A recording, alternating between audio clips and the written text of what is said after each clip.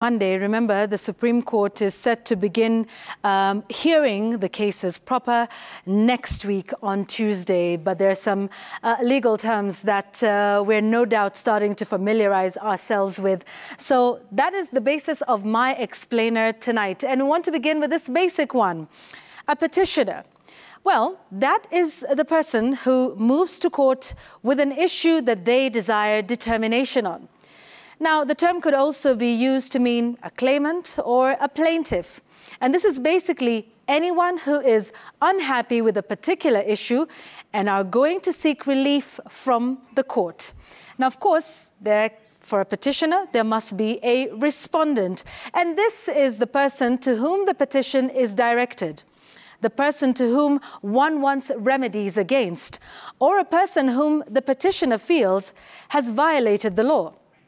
In this case, the respondents have 4 days within which to respond to the petition. And they're currently in the process of drafting those responses. And they have until Saturday, the 27th of August, to file and serve their responses. Now, here's another one, an interested party. Who is this person? This is someone who's not necessarily from whom a petitioner is seeking any relief, but in fact is a person who has a substantial interest in the matter. For example, they might have participated in the process that is being challenged, or they have some information that once they are brought on board can help the court determine the issue. Now, the petitioner has the discretion to include whoever they feel qualifies as an interested party in their petition. Usually, these are people who they feel will help their cause, people who can persuade the court on their behalf. Now, they can include them without even seeking their permission. But there is a rider here. Once one has been listed as an interested party, they can opt out of the proceedings if they feel that their presence is not required. Now, to do this, they would make an application to be excused from the proceedings. The court would then make the determination on the same. Now, if the petitioner is unable to show the kind of interest this party will protect in the proceedings, then the court will easily allow any interested party to walk out, since, as we said, there are no remedies being sought against interested parties. Now, of course, there is the basic petition. Now, the petition is a list of grievances by the petitioner, and it also contains final prayers that they want the court to grant, as well as remedies that they are seeking from the court. So in an election petition such as this one, there are some final prayers, and these could be nullification of results so that we go back to a repeat presidential election. Some of the prayers could be declaring that the petitioner has been validly elected. Now, the petitioner might also want the court to find someone guilty of an electoral offence. Now, remember, all these can only be arrived at after hearing all the arguments from both sides. Now, the petition is typically followed by written submissions. These are written pleadings which contain a basic summary of the case. Now, we understand that the Azimio team will be presenting their written submissions tomorrow, which have been limited to just 40 pages by the court. Now, I want us to encounter another term here that has cropped up, and that is a cross petition. Now, a cross petition is a petition within a petition, but filed by a respondent to a petition. I know, that's a bit of a tongue twister. Let me explain. So, you have been sued as a respondent, but you yourself have an issue against the very same person who has sued you. So you file a counter or a cross petition against the very person who has sued you. That is a cross petition. Now, it is different from a response from a respondent, because you see, a response is basically a defense, where the respondent simply denies the allegations leveled against them or defends themselves against those allegations. A cross petition is one in which the respondent also makes allegations against the very person who is suing them. Let me give you a random example. If you are suing someone for physically assaulting you, they could go to court and sue that, in fact, you started the fight and threw the first punch, and that you also violated the law. Now, the reason I'm bringing this up is because there's been a lot of talk that Moses Kuria's petition is a cross petition, but it is not. Here is why. You see, Moses Kuria has not been sued by anyone in this matter. In other words, he has not been cited as a respondent by any of the petitioners. And therefore, his petition is not a counter-response to any of the other 8 petitions. No one is seeking any relief against him personally in any of the cases that has been filed. His is a standalone petition. It is not in response to any of the other petitions that have been filed. All right? Now, we're still staying on petitions for a moment, and this time I want to talk about consolidated petitions. Now, this time around, there are 9 petitions that have been filed at the Supreme Court in respect of the August 9th, 2022 presidential election. Now, the judges will look at all the multiple issues and disputes in respect of this one event. Now, remember, there is limited time. So the judges have to deliver their final judgment by Monday, the 5th of September. So instead of hearing all the different petitions by the different parties at different times, the judges may want to put those with similar prayers or issues raised into groups and then hear them all together.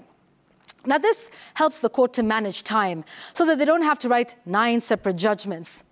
Now, important to note that even when consolidated, all parties will each be heard and have their day in court.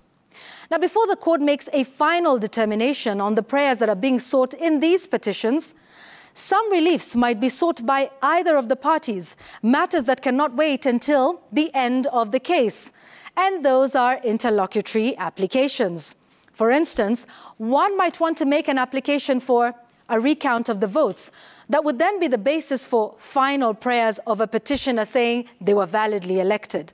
Another example of an interim application would be scrutiny of ballot papers or any other election materials, so that what is discovered in the interim would help the petitioner in advancing their case towards their final prayers. Others include joinder of parties who are not necessarily parties as of the time the petition is filed. For instance, if one wants to be joined as amicus curiae, they would make the application on an interlocutory basis before we move to the main trial. If there is any other interested party who feels they need to be excused from the proceedings, as we had mentioned earlier, then they would make that application again on an interlocutory basis. Now, one of the respondents may also want to make an application to strike out one of the other respondents who has been cited in the petition. All of these are examples that we must cite here. Now, they must be filed by the 28th of August, which is Sunday. Important to note at this point is that whatever determination is made regarding these applications at this time is called a ruling. Now, these rulings will be given within 24 hours, that is by Monday, the 29th of August. At that point, we shall be exactly halfway through the Supreme Court proceedings. Now, here's another one that we all know and love, perhaps more familiar with in this country since 2013, and that is a friend of the court, who is someone who does not have any stake in the matter in dispute, but has some expertise by virtue of their skills, their practice, or their position, and might have information they want to bring to the attention of the court to help the court better understand a particular issue. For example, the matter of statistics and percentages has become a topic of discussion during this election. So a statistician or any other expert in this field may want to be a friend of the court. They would then need to file an amicus brief. This contains what type of expertise they intend to bring on board. The court would then peruse through the brief to determine whether to allow the brief on board, or indeed, whether one is disguising themselves to advance one of the party's cases or interests. So the amicus curiae, or friends of the court, do not make oral presentations before the court. The written amicus brief is usually enough for the judges. Once all of this happens, then we go to the pretrial conference. Now, this lays the ground rules, irons out all of the issues, basically preparing for trial, making sure that every document is on record, every party has been brought on board, all interlocutory applications have been dealt with, checking basically that the court is now ready to move to the next stage, and that is full trial. In fact, if you recall during the BBI case, this is where they even decided matters such as how much time each will have for their oral presentations before the judges. This stage is very important because the court has very little time, and so they want to avoid dealing with any preliminary matters that would eat into trial time. Now, the pretrial conference this time will take place on Tuesday next week, that is the 30th of August. This will then pave way for the hearing of the case itself, which takes place from Wednesday next week.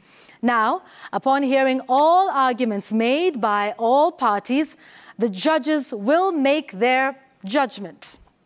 Now, a judgment is the final determination that is issued by the judges.